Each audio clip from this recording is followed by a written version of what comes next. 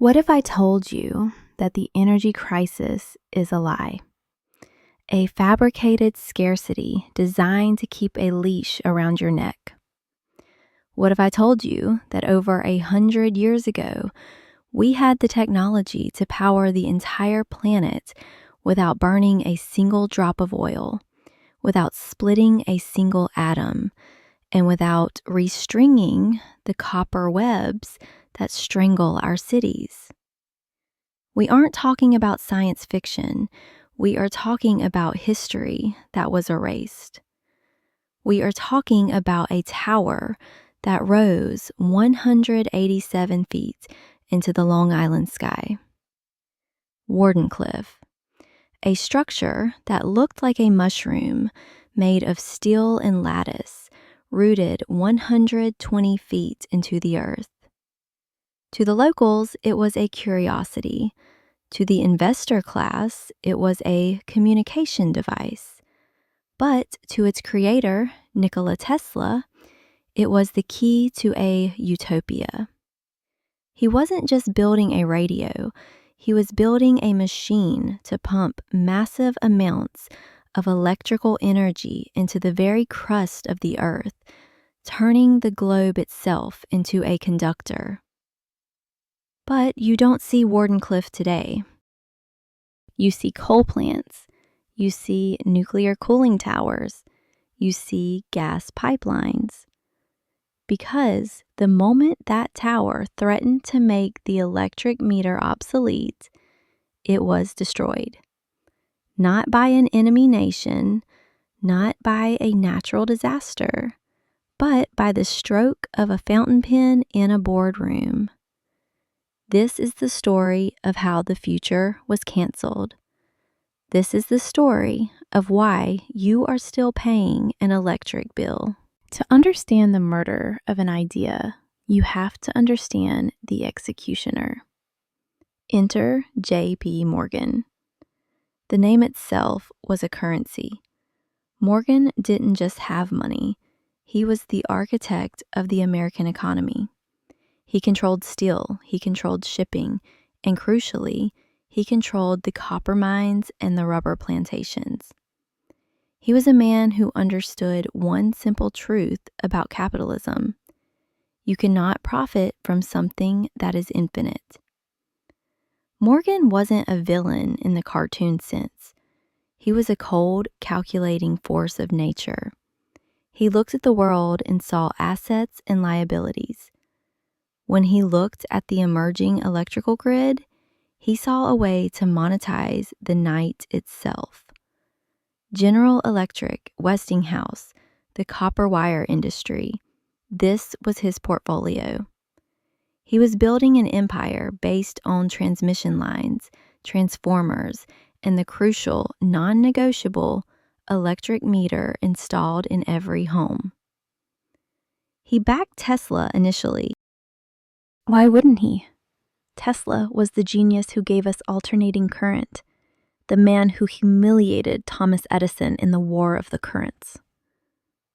Morgan gave Tesla $150,000, a fortune in 1900, to build a radio system to compete with Marconi.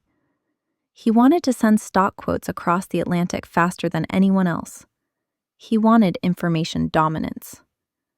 He didn't know yet that he was funding his own obsolescence. The betrayal began with a fundamental misunderstanding of physics and ambition. Tesla wasn't interested in sending Morse code dots and dashes.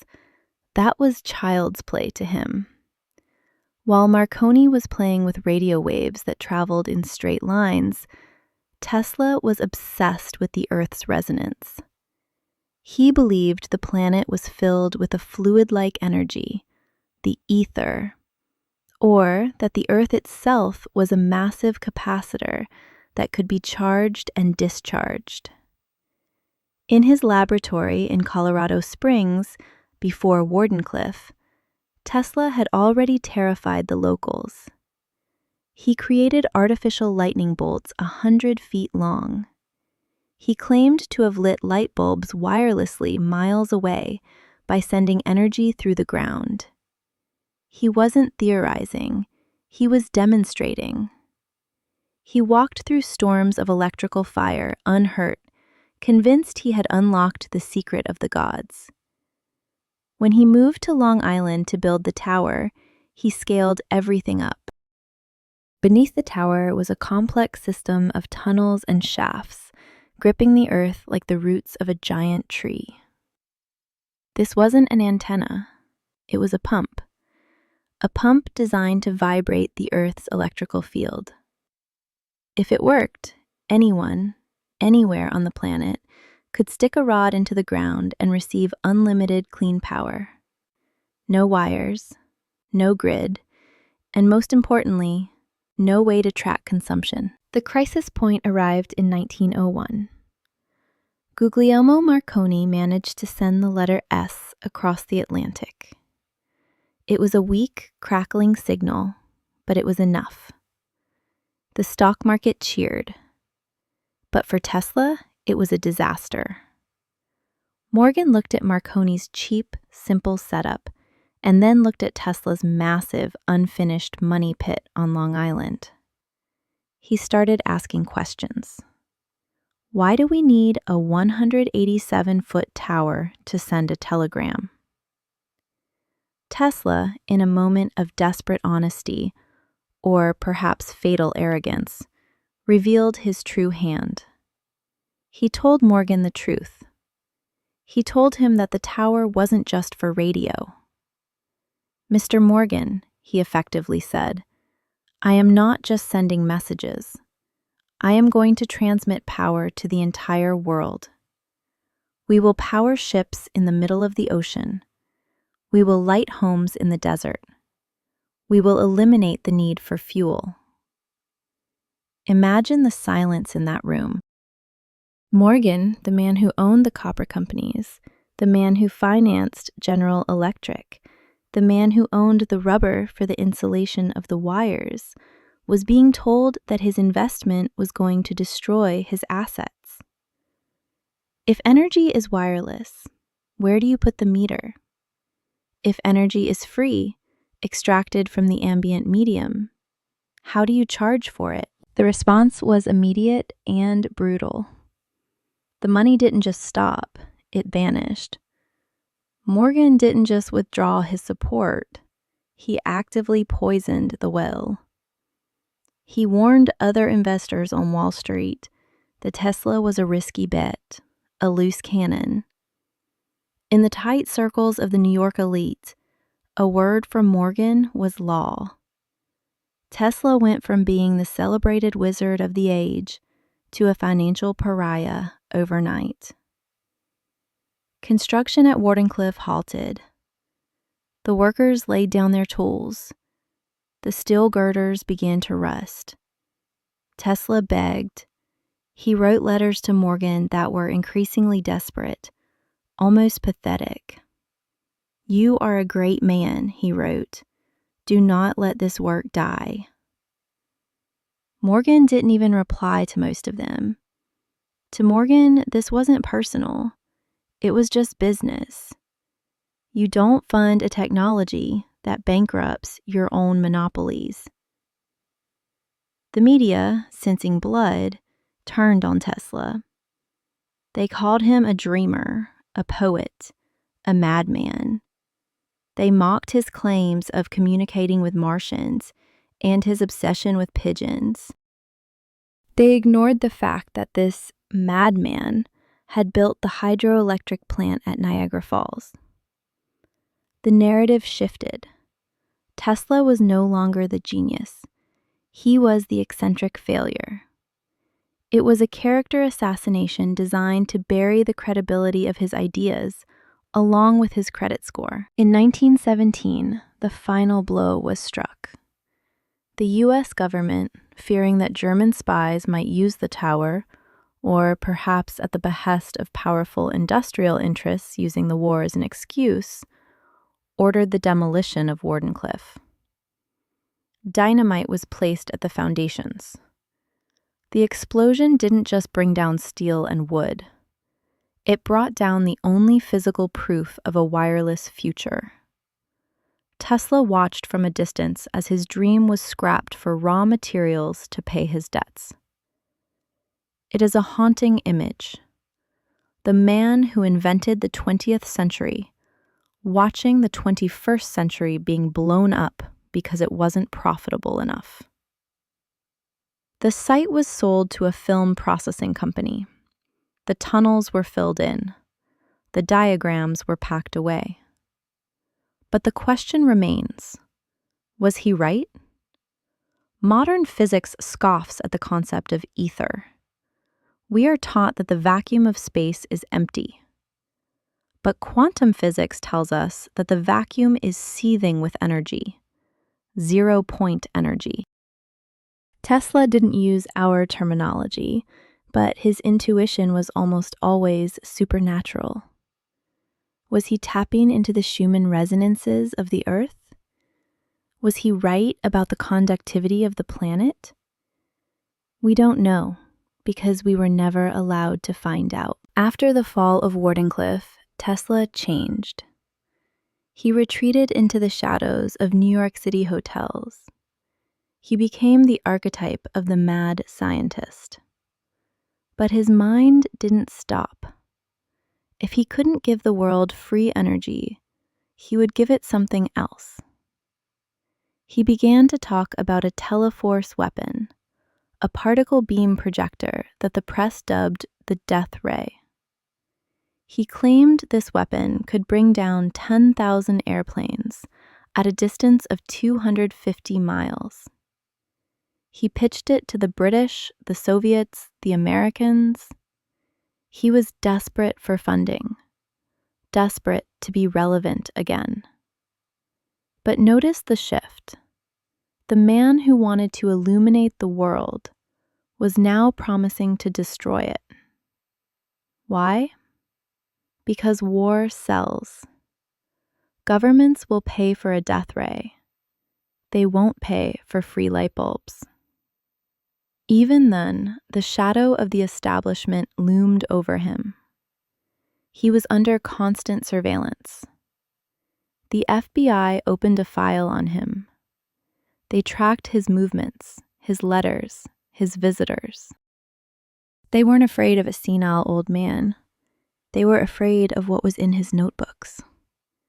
They knew that a man who could build an earthquake machine in his apartment, which he actually did, was a variable they couldn't control. January 7th, 1943.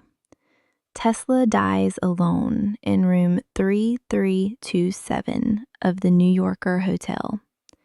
He was 86, impoverished. Surrounded by pigeons, he claimed to love more than humans. But the moment his heart stopped, the machinery of the state kicked into gear. The Office of Alien Property Custodian seized his belongings immediately. This is significant. Tesla was a U.S. citizen. There was no legal ground to seize his property under the Alien Property Act. They did it anyway. Truckloads of documents, trunks, and prototypes were hauled away. Who was called in to analyze these papers? A man named John G. Trump, the uncle of Donald Trump. He was an MIT professor and engineer. After days of reviewing the material, Trump issued a report saying that Tesla's papers contained nothing of value, just the ramblings of a philosopher. Nothing of value? Then why are hundreds of pages of that file still classified to this day? Why did the government experiment with beam weapons and ionospheric heating decades later? Why is the HARP facility in Alaska essentially a massive version of Tesla's theories on ionospheric manipulation? They told the public it was junk, and then they took the junk into the deepest basements of the Pentagon. Let's step back and look at the world Morgan built, the world we live in. We are addicted to combustion. We dig carbon out of the ground, burn it, and choke on the smoke. We fight wars over pipelines. We topple governments for oil rights. Our entire geopolitical reality is based on the scarcity of energy. If Tesla's tower had worked, the 20th century would have been unrecognizable. No oil crisis of the 1970s, no wars in the Middle East, no climate change debate as we know it. The internal combustion engine would have been a historical footnote, a primitive curiosity like the steam engine. The global economy would not be based on the petrodollar. It would be based on what? That is the terrifying question for the elites. If energy is free, cost of production drops to near zero. If cost of production drops, profit margins vanish. The scarcity model of economics collapses. A world of abundance is a world where J.P. Morgan is just a man, not a king. They didn't stop Tesla because he was wrong. They stopped him because he was dangerously, revolutionarily right about the potential of abundance. Critics will tell you the physics didn't work. They will cite the inverse square law, saying the energy would dissipate too fast. They will say Tesla was delusional about the efficiency. And perhaps they are right. Maybe Wardenclyffe would have been a spectacular failure. But that's not the point. The point is that we never tried. We spent trillions on the Manhattan Project to build a bomb. We spent billions to go to the moon. But we wouldn't spend a dime to see if we could pull energy from the wheelwork of nature. The scientific community, funded by the same industrial grants that Morgan established, ridiculed the idea of ether and pushed physics toward Einstein and relativity, which conveniently ignored the medium of space itself. Tesla wasn't just banned, he was erased from the curriculum. For decades, school children learned about Edison and the light bulb, Bell and the telephone, Marconi and the radio. Tesla was a footnote, a unit of magnetic measurement. It wasn't until the internet age, until the information could no longer be gatekept, that Tesla returned as a cult hero. We realized we had been worshiping the salesman and ignoring the inventor. Look at the technology we have today. Wireless charging for phones? That's Tesla. Wi-Fi? That's Tesla's frequency hopping concepts. Radio? Tesla. Remote controls? Tesla. The AC motor that runs your refrigerator and your factory? Tesla. We are living in the ruins of his genius, picking up the scraps he dropped while he was reaching for the stars. But the big one, the wireless transmission of massive power, remains the forbidden fruit. There are startups today attempting it, using lasers or microwaves to beam power to drones or remote bases, but they are kept on a short leash. The grid is a $1 trillion asset. The utility companies are monopolies protected by government charter. Do you think they will let a modern Tesla simply bypass their meters? The suppression continues. It's not a conspiracy of men in smoke-filled rooms anymore. It's a conspiracy of incentive structures. Grant funding goes to incremental improvements in solar and wind, technologies that still require a grid, that still require manufacturing, that still fit the economic model. Research into over-unity or zero-point energy is career suicide for a physicist. The story of Nikola Tesla is a warning. It is a reminder that technology does not advance in a straight line toward the best solution. It advances in the direction of the most profit. We are not using the best technology. We are using the most monetizable technology. J.P. Morgan died a titan. Tesla died a pauper. History is written by the victors, and the victors are the ones who sent the bills. But As we stare down the barrel of ecological collapse and resource wars, the ghost of Wardenclyffe haunts us. The rusty bolts in the ground on Long Island are a monument to our collective failure. We chose the meter over the magic. We chose the wire over the world. And until we understand why Tesla was banned, until we recognize the forces that police the boundaries of the possible, we will remain in the dark, paying by the kilowatt hour for a universe that should have been free.